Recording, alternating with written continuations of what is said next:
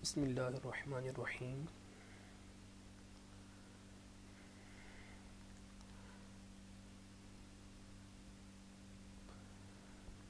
ID 414 Engineering Numerical Analysis 321. This is our first lecture of practical, and in this course you will study this book Numerical Methods for Engineers by Stephen C. Chapra, 7th edition. And in practical portion, you will have to solve the numericals given in exercise that is related to your theory classes. In this subject, you have to play with different equations and solve the different engineering problems using the different mathematical approaches. It is very difficult to teach and learn this subject online, but I will try my best for this purpose because we are all bound for this system.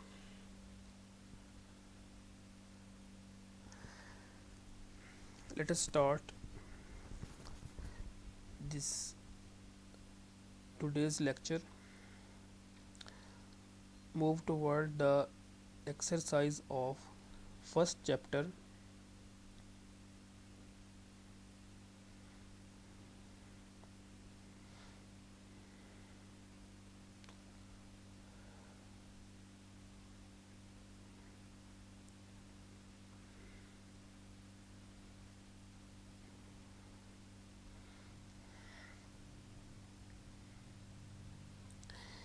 You have to solve only the numericals which are highlighted as yellow.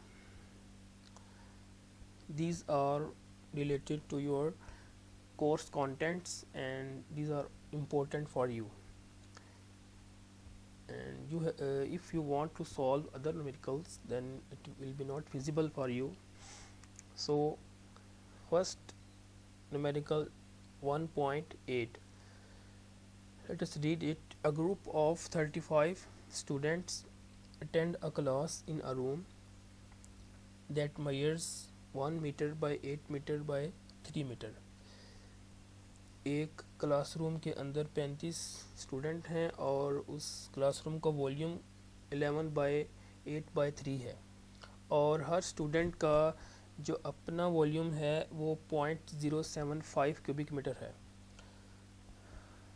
और each student gives heat about 80 watt. Calculate the air temperature during first 20 minutes of the class if the room is completely sealed and insulated. हमने room temperature जो है वो पहले 20 minute में जो rise होगा हमने वो फाइंड करना है और इसके लिए उसने हीट कैपेसिटी दी है CV फॉर एयर जो है 0.718 किलो जूल पर केजी पर केल्विन और 20 सेल्सियस पर. Assume air is an ideal gas at 20 Celsius and 101.325 kilopascal. Note that heat absorbed by the air Q is released to the mass of the air M, the heat capacity and the change in temperature by the following relationship.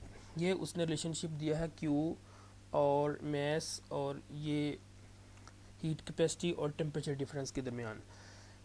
The mass of air can be obtained from the ideal gas law. ये एक relationship दिया है उसने pressure volume mess are जो है ये ideal gas constant है T temperature और MWT this is molecular weight. इस टी को यहाँ पर स्मॉल होना चाहिए था, ये मिस्टेकनली कैपिटल है. If you see this question in same book and 6th edition then it is written as correctly. तो हमने इसमें T1 उसने दिया हुआ है 20 सेल्सियस. हमने T2 कैलकुलेट करना है इस न्यूमेरिकल में, यही उसने रिक्वायर्ड किया है। तो इसके लिए इसका सलूशन देखें। सबसे पहले जो एक स्टूडेंट हीट रिलीज़ कर रहा है उसकी क्वांटिटी उसने बताई थी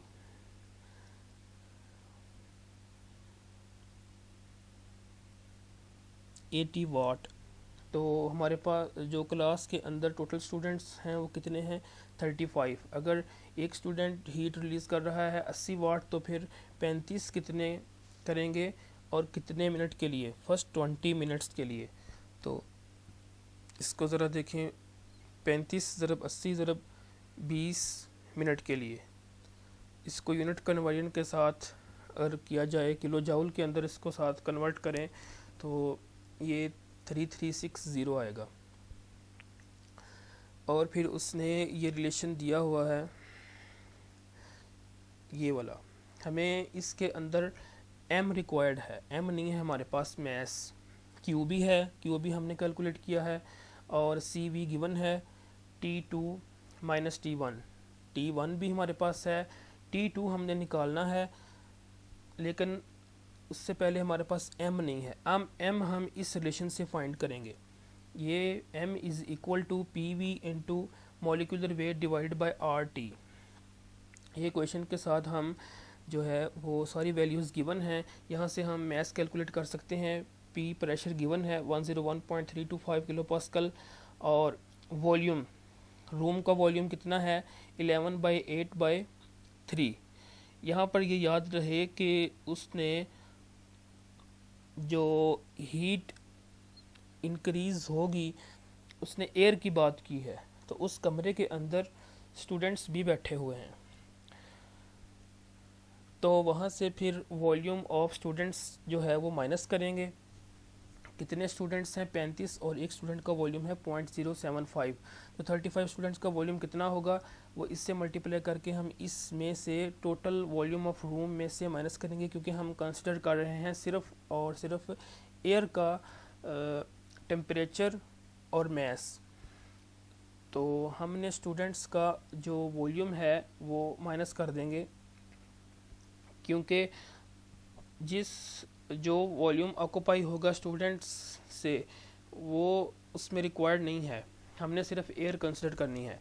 तो students are not considered to be as air, वो एक बॉडी है, वो एयर नहीं है। तो इसमें इस क्वेश्चन में वैल्यूज़ पुट करें, आर भी गिवन है और T1 है यानी कि 20 सेल्सियस, उसको केल्विन में कर लें तो प्लस 273.15, तो हमारे पास आंसर आएगा 314.796 kg।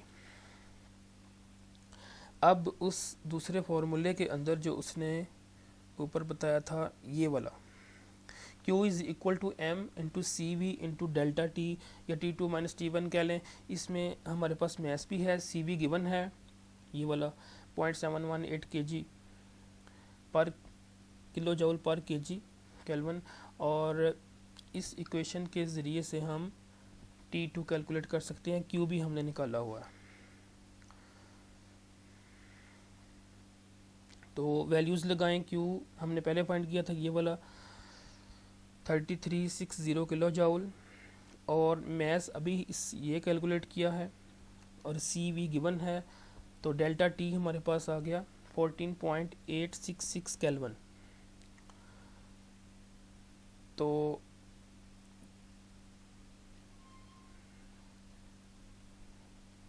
डेल्टा टी क्या होता है T2 माइनस T1। तो अगर इसमें जो T1 है 14.866 is equal to T2 minus T1, तो T2 हमने निकालना है। इसमें जो T1 ऐड करेंगे तो हमारे पास T2 आ जाएगा 34.866 सेल्सियस। अगर आपने इसको केल्विन में कन्वर्ट करना है तो प्लस 273 इसमें ऐड कर दें, तो हमारे पास आंसर जो है वो केल्विन में आ जाएगा। तो डेल्टा टी जो हमारे पास आया था वो 14.866 है और डेल्टा टी क्या होता है T2 माइनस T1, जबकि हमारे पास T1 गिवन है 20 सेल्सियस, तो T2 इससे निकाल लेंगे जो कि आएगा 34.866 Celsius.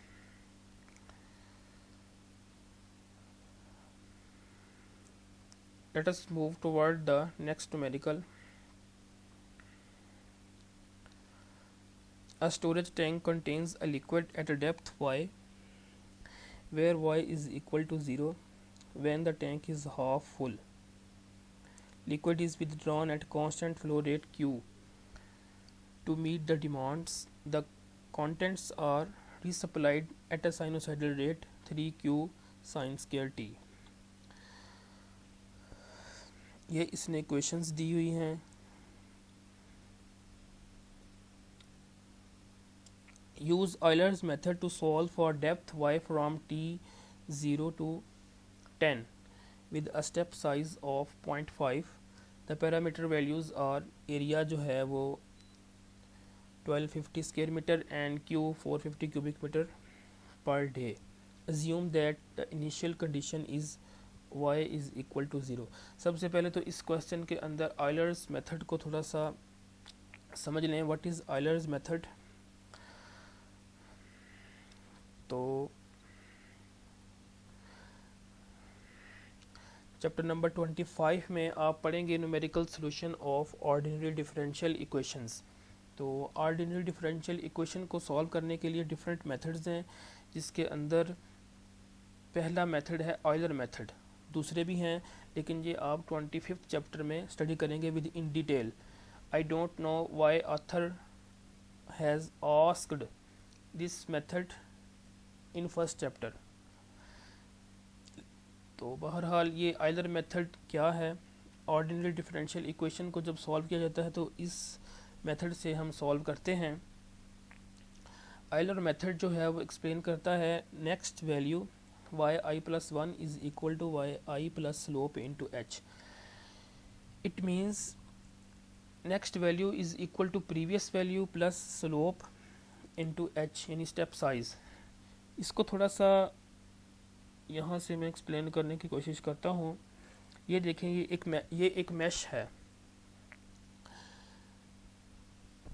Finite element method and finite volume methods, ये मेथड्स हैं पार्शियल डिफरेंशियल इक्वेशंस को सॉल्व करने के लिए। तो हम जब कोई कॉम्प्लेक्स प्रॉब्लम होता है उसको हम मैश बनाकर सॉल्व करते हैं, यानी कि डिफरेंट उसके स्मॉलर पीसीज के अंदर, उसको स्मॉल सेल्स के अंदर हम डिवाइड करते हैं, ताकि हमारा जो कॉम्प्लेक्स प्रॉब्लम है उसको हम one by one each cell को हम स्टडी करें। Each cell represents the solution of equations, partial differential equation. फिर हम उनको कंबाइन करके पूरी जो भी प्रॉब्लम होगा उसको स्टडी करेंगे। एक एक सेल को सेपरेटली हम स्टडी करेंगे पहले, तो फिर सारे को कंप्लीट को हम होल जो प्रॉब्लम है उसको हम इजीली स्टडी कर सकते हैं। ये एक अलहदा से कह लें एक अप्रोच है, मेथड है। यहाँ पर इसकी एक्सप्लेनेशन ना तो ज़रूरी है ना ही गिवन है, तो ये किसी और बुक से लिया है। फॉर एग्ज़ाम्पल ये एक पॉइंट है, सेल रिप्रेजेंट कर रहा है, इसकी पोजीशन i और j। तो इससे प्रीवियस क्या होगा i-1 और j, और इससे नेक्स्ट वैल्यू क्या होगी i+1 और j with respect to i। जैसे x एक्सिस और y एक्सिस होते हैं, तो इसी तरह अगर ऊपर की तरफ जाएं तो यहाँ पर i की वैल्यू कांस्टेंट रहेगी j+1 और प्रीवियस वैल्यू क्या होगी j-1। तो यही इसी तरह से मिलता जुलता ये कॉन्सेप्ट है यहाँ पर। i+1 आई थिंक आपको क्लियर हो गया होगा कि next value is equal to previous value plus slope into h। Step size, step size क्या होता है? This value minus this value, is equal to step size. कोई सी भी दो वैल्यूज़ जो हैं उनका डिफरेंस ले लें, that is called as step size. या इसका और इसका डिफरेंस ले लें, या फिर इसका और इसका, या इसका और इसका। तो जो भी उसका डिफरेंस आएगा, दो सेल्स के दरमियान जो डिफरेंस होगा, that is called as step size. Mostly उसको हम h से रिप्रेजेंट करते हैं। You will study this Euler method with in detail in chapter number 25। लेकिन यहाँ पर उसने ऑथर ने क्वेश्चन पूछा है चैप्टर नंबर 1 में, तो इसलिए थोड़ा सा एक्सप्लेन कर दिया है। तो आपको पता है कि जो स्लोप होती है वो डेरिवेटिव होता है dy ओवर dx। ये जो स्लोप है ये फर्स्ट डेरिवेटिव को शो करती है। तो ये dy over dx is equal to कोई भी उसकी जो वैल्यू आएगी, ये जो फाई है इसको शो कर रहा है। और ये h जो है ये step size, difference between two cells. और ये yi जो है ये प्रीवियस वैल्यू है, और yi प्लस 1 ये हमारी रिक्वायर्ड है जो हमने फाइंड करनी है। तो चलते हैं दोबारा।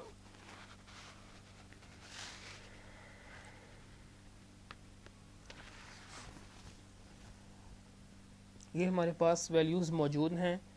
हमारा स्टेप साइज़ जो है वो 0.5 है, और हमने 0 से स्टार्ट करके 10 तक जाना है, और एरिया भी गिवन है और क्यू भी गिवन है। तो इसको सॉल्व करते हैं। यहाँ पर क्वेश्चन नंबर 1.9, ये हमारे पास स्लोप उसने दी हुई है। जो फंक्शन है मॉडल हमारे पास dy over dt is equal to 3 into Q over A sine square t minus Q over A. तो हमने t कहाँ से शुरू करना है, 0 से लेकर 10 तक। और स्टेप साइज़ यहाँ पर डेल्टा टी, चूँकि t की बात हो रही है इसलिए यहाँ पर h से नहीं रिप्रेजेंट करेंगे बल्कि डेल्टा t से, जो कि 0.5 है।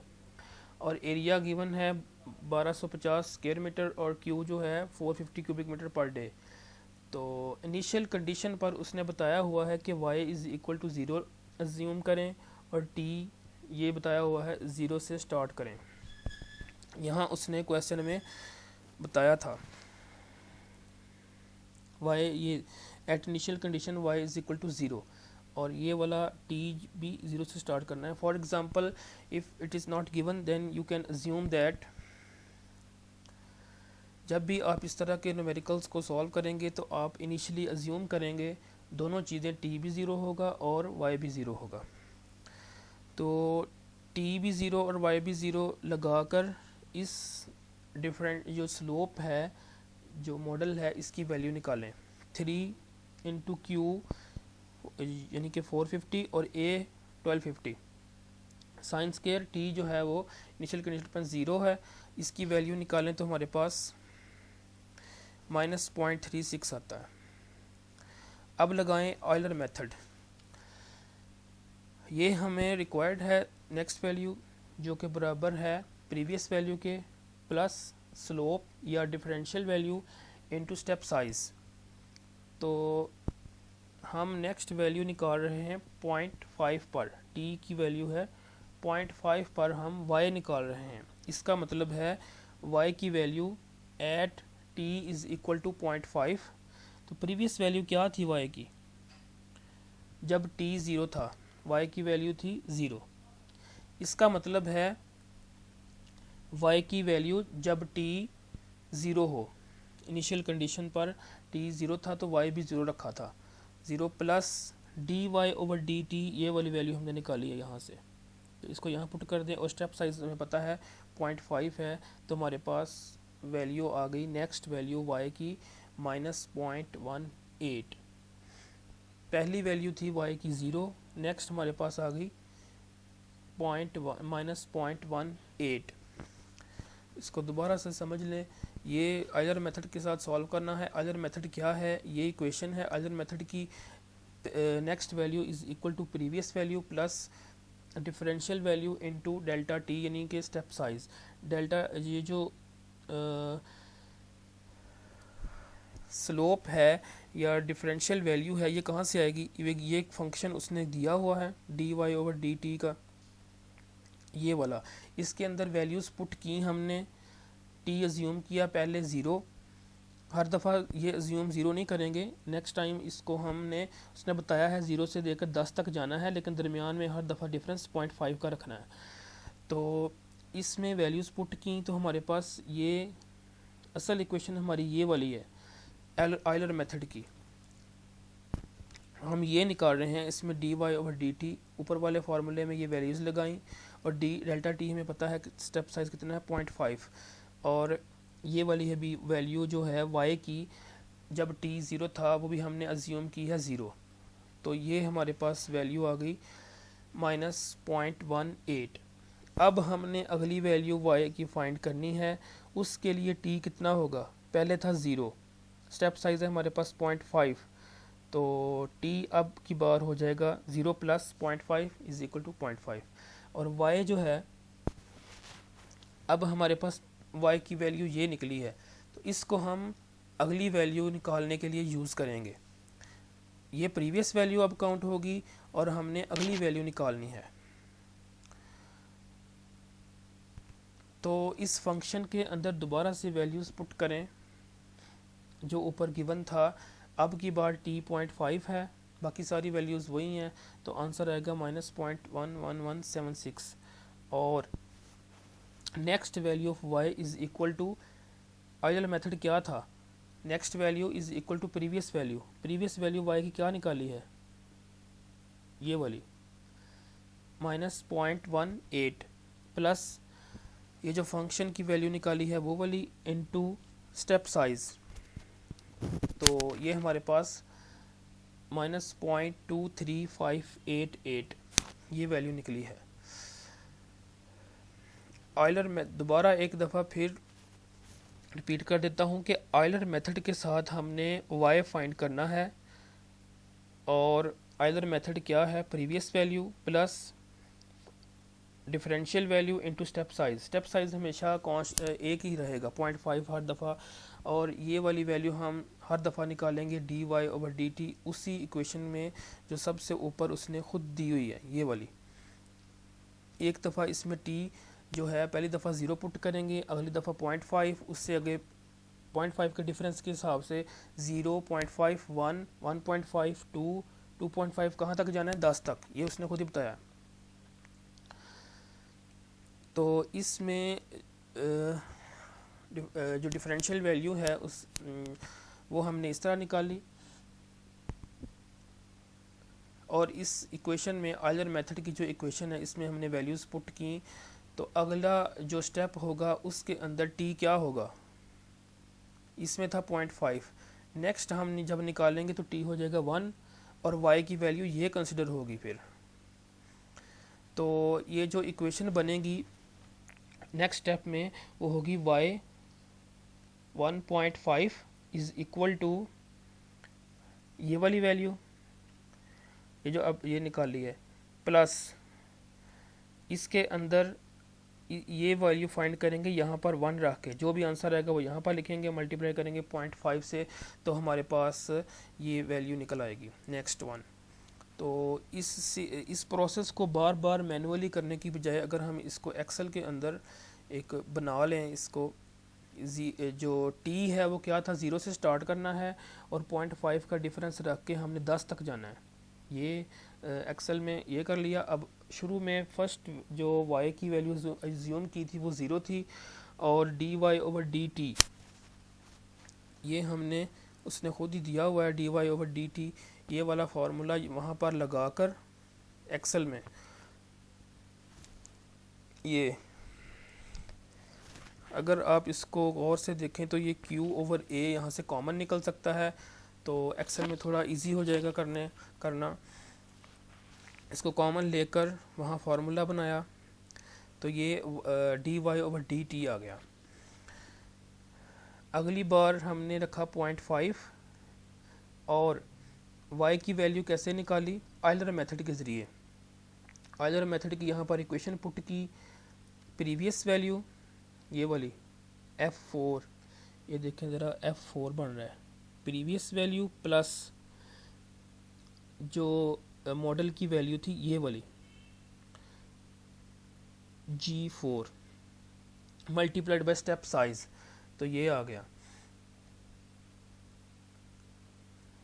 और फिर जब हम अगली वैल्यू निकालने के लिए y की अगली वैल्यू यानी ये वाली निकालने के लिए हमें इसकी ज़रूरत पड़ेगी।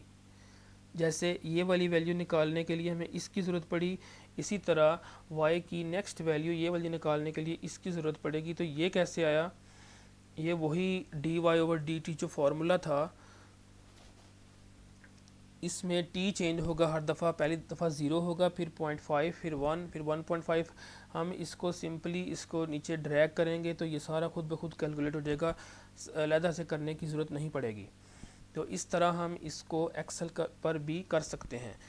2 स्टेप यानी कि यहाँ पर हमने कैलकुलेट किए, फिर उसको नीचे ड्रैग कर दिया, तो ये सारी वैल्यूज़ खुद ब खुद जो है वो विद इन 1 सेकेंड कैलकुलेट हो जाएंगी। यही इसका बेनिफिट है एक्सेल का।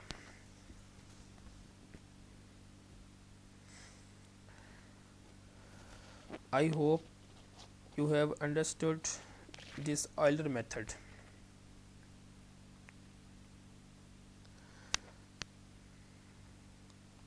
और अगर हम इसका फिर ग्राफ ड्रा करें, ये सारी वैल्यूज़ एक तरफ जो है वो स्टेप साइज़ है x एक्सिस पर, और y एक्सिस पर जो y की वैल्यूज़ हैं, तो इस तरह का ट्रेंड शो होगा। फॉर एग्ज़ाम्पल वो पूछ लेता है कि आप ग्राफ ड्रा करें, तो फिर इस तरह का ग्राफ शो होगा। चलते हैं नेक्स्ट न्यूमेरिकल की तरफ। 1.10 सेम प्रोसीजर है, सिर्फ़ और सिर्फ फंक्शन चेंज हुआ है।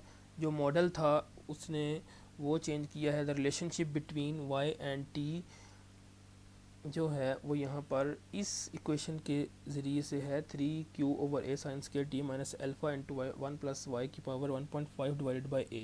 सारी वैल्यूज़ दी हुई हैं, q भी वही है 450 क्यूबिक मीटर पर डे, और a भी वही है 1250 क्यूबिक स्क्वायर मीटर। तो इसमें भी 0 से 10 तक जाना है, और स्टेप साइज इसमें भी 0.5 है। हर चीज़ सेम है, सिर्फ़ और सिर्फ ये इक्वेशन मुख्तलिफ है। आप उसी तरह 2 स्टेप मैनुअली कैलकुलेट करें, उसके बाद इसको एक्सेल में पुट करें और नीचे ड्रैग करेंगे तो ये सारा खुद ब खुद कैलकुलेट हो जाएगा। इसमें अल्फ़ा की वैल्यू भी कांस्टेंट है 150 गिवन है, और at initial condition t is equal to 0 होगा, ये गिवन है, और y भी 0 होगा। इसी तरह नेक्स्ट न्यूमेरिकल है 1.14। Newton's law of cooling says that temperature of a body changes at a rate proportional to difference between its temperature and that of surrounding medium, the ambient temperature। ये उसने relationship दिया है।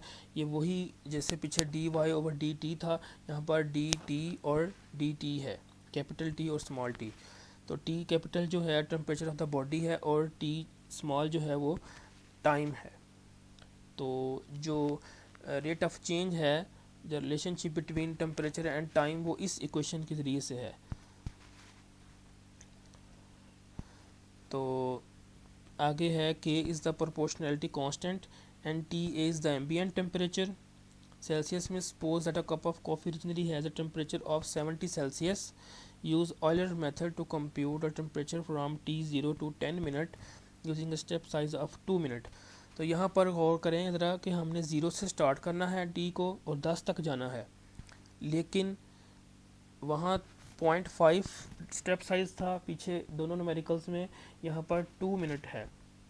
यानी कि पहली दफ़ा 0 put करेंगे t, अगली दफ़ा t जो है वो 2 पुट करेंगे, फिर t 4 पुट करेंगे, फिर नेक्स्ट स्टेप में t 6, और फिर t इज़ इक्वल टू 8, और नेक्स्ट स्टेप में t इज़ इक्वल टू 10, और ये तकरीबन 5 स्टेप होंगे या 6। तो यहाँ पर वहाँ पर इस कैपिटल T की जगह पर वहाँ पर y था पिछले न्यूमेरिकल में, तो y जो अज्यूम किया था वो 0 था, लेकिन यहाँ पर उसने बता दिया है ओरिजिनली टेम्परेचर ऑफ 70 सेल्सियस। तो ये इसको आपने 0 पुट नहीं करना, यहाँ पर 70 से आपने स्टार्ट करना है। और अगली दफ़ा कौन सी वैल्यू लेंगे, अगली दफ़ा जो आपने पहले वैल्यू t1 कैलकुलेट होगी वही अगली वैल्यू के लिए वही इस्तेमाल होगी। और फिर जो आप वैल्यू निकालेंगे t की, वो वैल्यू अगले स्टेप के लिए यूज़ होगी, जैसा कि y की वैल्यूज़ थी सबसे पहले हमने 0 अज्यूम किया था, ये वाला, वहाँ पर 70 सेल्सियस है गालबन, यस 70 सेल्सियस। ये देखें यहाँ पर डी टी कैपिटल और डी टी स्मॉल, जो स्मॉल टी है उस न्यूमेरिकल में D Y over D T है, यहाँ पर टी है। तो इसी तरह का फंक्शन है, इक्वेशन चेंज है। तो टी स्मॉल जो है वो 0 से स्टार्ट करके आपने 10 तक जाना है, और लेकिन स्टेप साइज़ 2 रखना है। तो ये याद रखें, जितना स्टेप साइज़ कम होगा उतनी एक्यूरेसी ज़्यादा होगी, अगर स्टेप साइज़ बड़ा होगा तो एक्यूरेसी कम होगी। तो इनिशियल कंडीशन पर टी 70 सेल्सियस रखेंगे, और इस इक्वेशन के साथ आप इस स्लोप फाइंड करेंगे। बेसिकली ये स्लोप शो कर रही है, जैसा कि मैंने बताया था कि डिफरेंशियल इक्वेशन स्लोप को शो करती है। तो आपकी डिफरेंशियल वैल्यू आ जाएगी, प्रीवियस वैल्यू क्या होगी 70 सेल्सियस, प्लस इसमें जो वैल्यू पुट करेंगे आप वो इनटू स्टेप साइज़ कितना है 2, तो वो आपकी टी वैल्यू आ जाएगी। अगली दफ़ा आपने जो है वो स्मॉल टी की वैल्यू 2 रखनी है, पहले 0 रखी थी फिर 2 रखेंगे। तो टी की वैल्यू कैसे निकालेंगे, आयलर मेथड के साथ। इसकी जो भी वैल्यू पहले आई थी T1 की प्रीवियस वैल्यू यानी कि वो, प्लस स्लोप ये वाली differential value into step size. इसी तरह आप चलते जाएंगे, सेम प्रोसेस है, जस्ट वैल्यूज़ चेंज हैं और ये इक्वेशन चेंज है, प्रोसीजर बिल्कुल सेम है। You have to do it by yourself. Next, last numerical of this chapter, that is 1.17. A fluid is pumped into the network shown in figure 17 if Q2, Q3, Q7 and Q8 determine the other flows. ये उसने एक circuit सा बनाकर इसको समझाने की कोशिश की है कि Q1 है, Q3, Q5, Q2, Q4, Q6, Q7, Q10, Q9 और Q8। कुछ उसने फ्लो रेट बता दिए हैं, कुछ उसने कहा कि खुद फाइंड करें। तो इसी पैटर्न को देखकर हम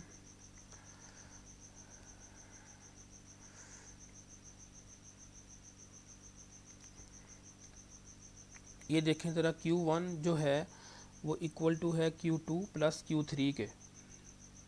ये हमने इसकी जो सर्किट डायग्राम बनी हुई है वहाँ से हमने कंक्लूड किया है कि Q1 is equal to Q2 plus Q3। इस इक्वेशन के ज़रिए हम बाकी जो वैल्यूज़ है वो निकाल सकते हैं। इसी तरह Q1 is equal to Q10, Q1 अगर हमारे पास है तो Q10 भी निकल आएगा। इसी तरह Q9 देखें, Q9 is equal to Q10 minus Q2, और Q4 is equal to Q9 minus Q8, Q5 is equal to Q3 minus Q4, Q5 is equal to Q3 minus Q4। आप इसकी और भी इक्वेशंस जो हैं वो और तरीके से भी बनाई जा सकती हैं, जैसे Q5 is equal to Q6 plus Q7, ये भी हो सकता है, और Q3 is equal to Q5 plus Q4, इस तरह भी हो सकता है।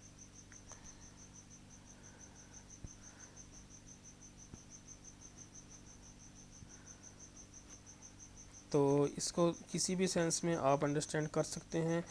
तो इन इक्वेशंस की मदद से हम जो अननोन वैल्यूज़ हैं वो फाइंड कर सकते हैं, और अननोन वैल्यूज़ हमारे पास ये आएंगी, जिसमें Q10 जो है वो 1 होगा, Q9 0.4 और Q8 जो है वो 0.3 होगा।